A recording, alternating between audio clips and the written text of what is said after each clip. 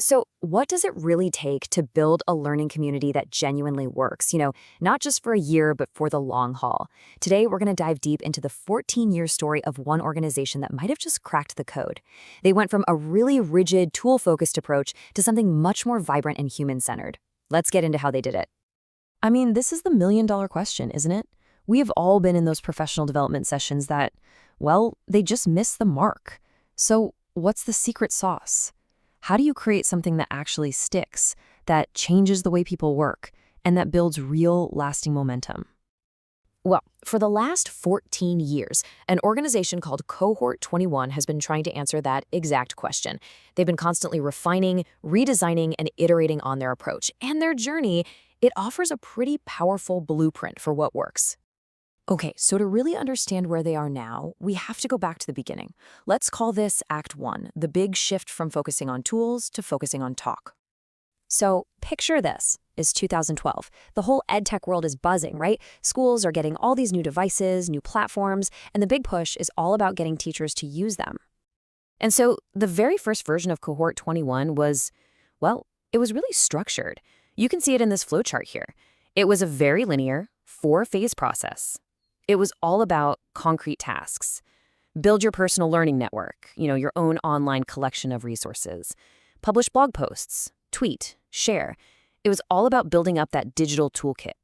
But a problem showed up pretty quickly. For a lot of the teachers, it was just too much. It felt less like professional growth and more like just another checklist of digital chores. It led to this feeling of cognitive overload. And I think we can all relate to that feeling of having too many tabs open in our own brains. And this right here, this became the turning point. The feedback from everyone was crystal clear. Less is more. We need more talk and fewer tools.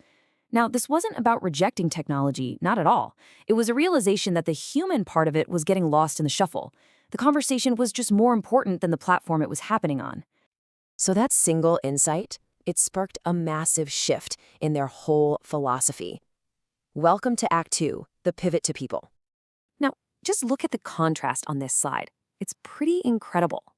On the left, you've got that rigid, step-by-step model from 2012. And on the right, you see their modern approach, this dynamic, cyclical model of inquiry and action. It's not a straight line to a finish line anymore. It's a continuous loop of growth and trying new things. And to really power this new cycle, they started bringing in these human-centered frameworks. By 2015, design thinking became a huge part of their process, with its focus on empathy for learners, defining problems, and just iterating on solutions. And this right here, this is the most crucial point. The entire objective changed. It wasn't about mastering a specific app anymore. The new goal was to actually cultivate a mindset, a way of thinking that really embraces continuous curiosity, collaboration, and personal growth. And that big pivot to mindset, it led them directly to Act 3, a radical new focus on designing for community. Because let's be honest, if you want to change mindsets, you need trust, you need connection, and you need to feel safe. It all comes down to a really simple, powerful truth.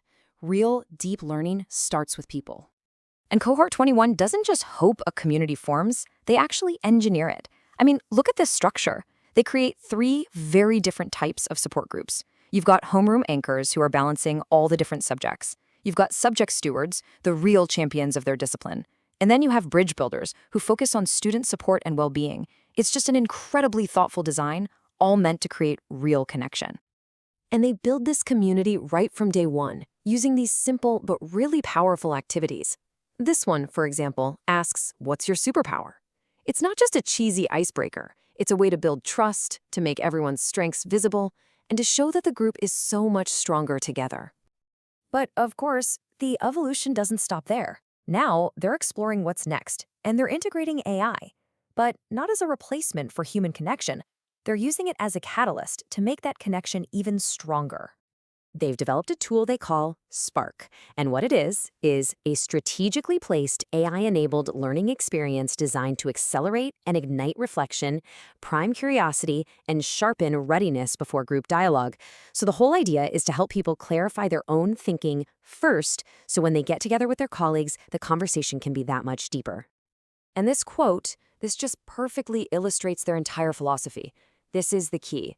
Spark is not meant to replace human conversation. The entire goal is to amplify it, to make that precious time that people spend talking to each other more focused, more productive, and in the end, way more transformative. So, after 14 years of constant iteration and learning, what's the core lesson we can really take away from the Cohort 21 journey? Well, you can really break their whole journey down into this three-step evolution. They started with the how, the tools and the tasks. That led them to discover the much deeper why, the importance of people, of mindset. And now they're using what's next, emerging tech like AI, to amplify that human core. Ultimately, their story really shows us that the best, most effective learning communities aren't static. They're constantly evolving, they always put people first, and they use technology as a tool to make that human connection even stronger, not replace it.